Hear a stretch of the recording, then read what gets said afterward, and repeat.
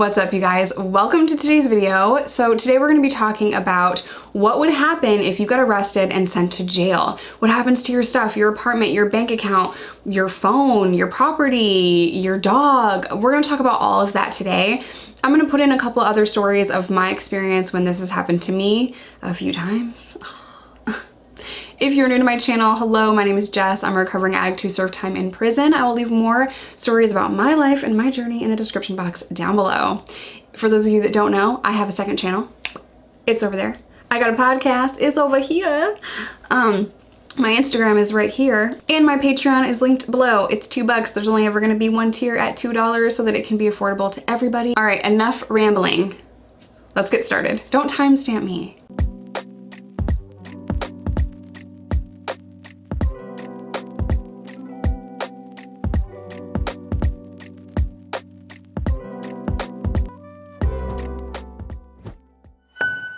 Okay, so imagine that you were just arrested. You were arrested, you're being booked into jail. Now what? Now what happens? Let's just say hypothetically that you have a bank account, you have a job, and you have an apartment and a dog. Just throw that in there. Okay, so job, apartment, bank account, dog, and you're getting booked into jail, and you're frantic because you're like, someone has to feed my dog. Someone has to tell my boss, I have rent due in 4 days. Like, there's a million things that I have to do, right? Unfortunately, this is a circumstance where connections will get you through. If you can call somebody to help you with this, that is the best solution. If you can't, we'll get there.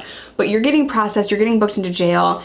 You know, this is your first time, you've never been through this before, you have nothing set up, this was just a crazy situation, a horrible day probably, and you're pacing back and forth, waiting to be booked into jail. No one's telling you anything. The correctional officers tell you to shut up so that their job is not made more difficult. And you're frantic. The only people that you can call when you're arrested are bondsmen. So let's just say, for the sake of this video, you don't have a bond. And they tell you, when you're like, hey, don't I get a free phone call? I should get a phone call. And they say, yeah, you can call bondsmen. And you're sitting there thinking like, well, I don't have a bond yet because you haven't even been to a bond hearing. So you're pacing back and forth. They process you. It takes hours to get processed in jail, hours to get stripped out naked and get a spread and cough. Anyway, they take all your stuff away, your jewelry, your sneakers, your socks. If you are a person that wears a bra with underwire, they take the underwire away from you. Like, they take the bra away. You just don't get a bra. And it's a very dehumanizing situation. A lot of jails do not provide underwear for females. Let me just say that again. A lot of jails that I have been to in Texas, in Kentucky, and in Arkansas, they do not provide underwear for female inmates.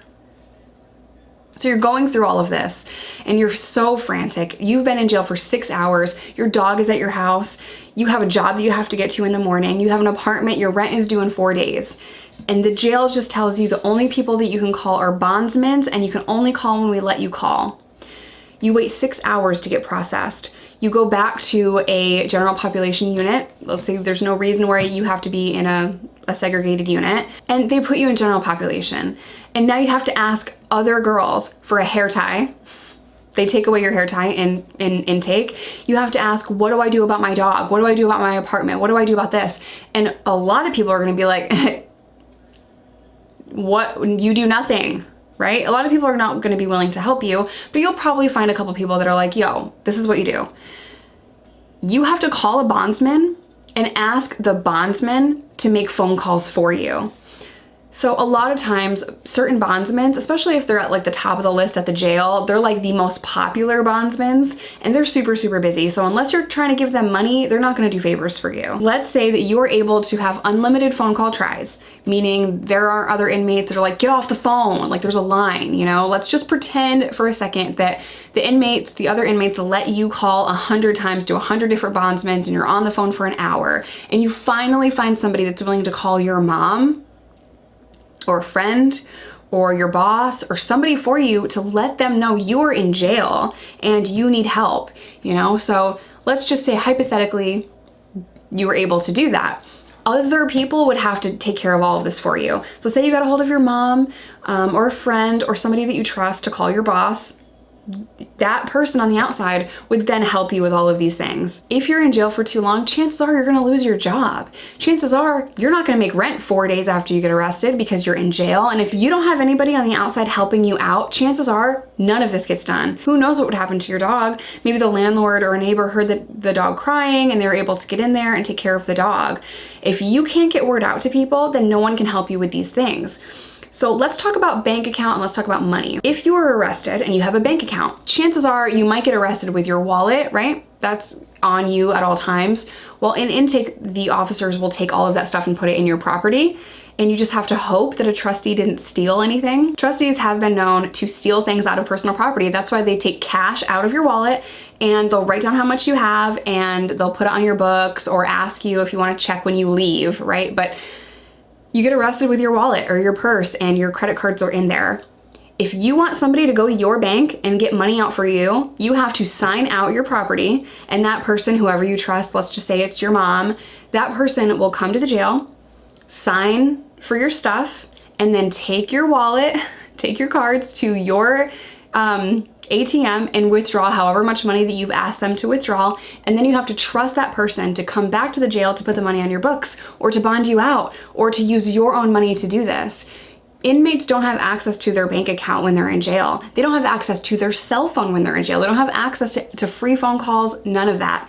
You have to heavily rely on other people outside of jail if you were in jail. So it's a very difficult situation. I would have addresses memorized so that, because I knew I was always going, so my parents have lived at the same address for a very long time. I always knew my mom's address. My mom moves around a little bit, and I knew her phone number. Or if I knew I was gonna be arrested or like a cop gets behind me and like I know what it is, I know what time it is in my old life. I knew that I was probably going to jail if the cops pull us over. So I would write down the numbers on my hand, you know, numbers of my friends or people that I trusted or my mom so that I could get them to help me with whatever it is I needed help with. So when I got arrested in Fort Smith, Arkansas in 2011, this was a really shitty situation where I got a hotel room for the night and I was supposed to leave on a Greyhound bus to go to New York. I was done with Arkansas. I wanted out of this. I wanted out of the lifestyle. I was just tired and I was just so fed up with everything that I had done to myself. There is no one to blame but me. I created the life that I was living and I was really tired of it and I wanted out. So there were 3 times when I was in Arkansas in the like 7 months that I was there and using that I got a bus ticket, or a friend got a bus ticket. There was 3 bus tickets out of there. I think one was going to Colorado, one was going to Vegas, and the third was going to New York, and I was so desperate to go home. So that night, I had gotten into a fight with somebody, and I decided to go to a hotel room, stay there the night, and catch the 8 a.m. Greyhound bus out of Fort Smith to go to New York. And at 4:30 in the morning, because I was under the influence, we leave the hotel with 2 ounces and a gun and $5,000 in cash. And of course, at 4 a.m., I'm under the influence and I leave the hotel to go get food. Like I was gonna eat it anyway, like what? And I have 2 ounces and a gun and $5,000 cash, and we get pulled over and I go to jail. Well, I had 2 suitcases in this hotel room and I wanted those suitcases so badly because you guys, in the suitcases, not only did I have like my clothes and my only worldly possessions in 2 suitcases, that's all I owned in the world, but I also had like 2 or 3 journals, and I would just journal, and I would journal about my time in Arkansas and my experience and things I saw, and I wrote in it so freely. Like I had never done that before in any other journal that I have ever kept. Not my prison journal, not my childhood journals. I let every thought fall out onto that page because I had this belief that I was going to pass away in Arkansas. No one would know, or no one would find out, and my family would just have like this mystery. So for whatever reason, I was under the influence, and every single day I would write in these journals for hours. I mean, I would write in them for so long. And one time I had sent my ex-boyfriend a prison letter to New York, and he called me within an hour of receiving the letter because I guess I sounded so crazy. Like the letter started out normal and then it took a hard left into meth world. So I would have done anything to get those journals, but when I got arrested, I was there for 3 days before I even realized like what was going on. And I had only paid for that hotel room for the night.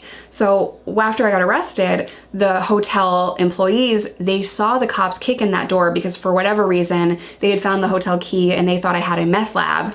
which I would never have. I'm not freaking Walter White. I'm not a chemist here, okay? So they yelled at me in intake and they screamed at me because the door was jammed. And I remembered all of this when I was coming to like 3 days later. And I remembered like, oh, the hotel employees probably saw the cops kick in that door and they probably went through all my stuff. Like after the cops went through it, the hotel employees probably went through it and at the very least threw everything away because they have to clean that hotel room. And once I realized that I had just lost all of my stuff again, and here I am in a jail cell in Arkansas, that I probably at that time couldn't even point out on a map, I was devastated. There was no one I could call. There was no one I could ask, go get my stuff. It's gone. It's been 3 days. I only paid for the day and cops kicked in the door, and I'm sure that my stuff had been gone through. At the very least, it was thrown out. And that was so devastating to me because I would give anything. Like, could you guys imagine what the hell was said in those journals? Like, I would have done anything to be able to read them to you guys. And it would have been really cool for my autobiography. So at the end of the day, long story short, what happens to your things when you go to jail is either you have someone to help you with those things, like calling your boss, paying your rent, getting your money from your bank account for you and putting it on your commissary or bonding you out. If you don't have someone to help you with that, you just lose all your stuff. I can't even tell you guys how many apartments I've lost, either because I went on the run or because I went to jail and no one was there to help me, or I didn't trust anybody. You know, when I was going to jail in New York, I just didn't trust anyone and I just let all of it go. When I ran from New York last time, I had called a friend of mine and I said, just take whatever you want. Take the furniture, take anything you want. I'm not gonna come back for a really long time. You know, and at that time I thought, when I ran from New York in February of 2011, I thought I'm never coming back to New York. You know, I thought I was gonna have to run for the rest of my life. Well, that lasted 9 months because I was eventually arrested in Arkansas, as you guys know, but yeah, you just lose your stuff. And sometimes even if you go to jail with your property, trustees might take it out of your property. That is why I'm all for bail reform, because just sitting in jail, waiting to go to trial, waiting to prove that you're innocent is not only a waste of time and resources for the jail, but it also ruins people's lives. People are innocent and booked into jail all the time and then they're proven innocent and let go, but that takes months. Could you imagine going to jail and being innocent and waiting 6 months to prove that you're innocent, and then by the time you get out you have no job, no apartment, no car, nowhere to go? All because you just had to sit there for 6 months?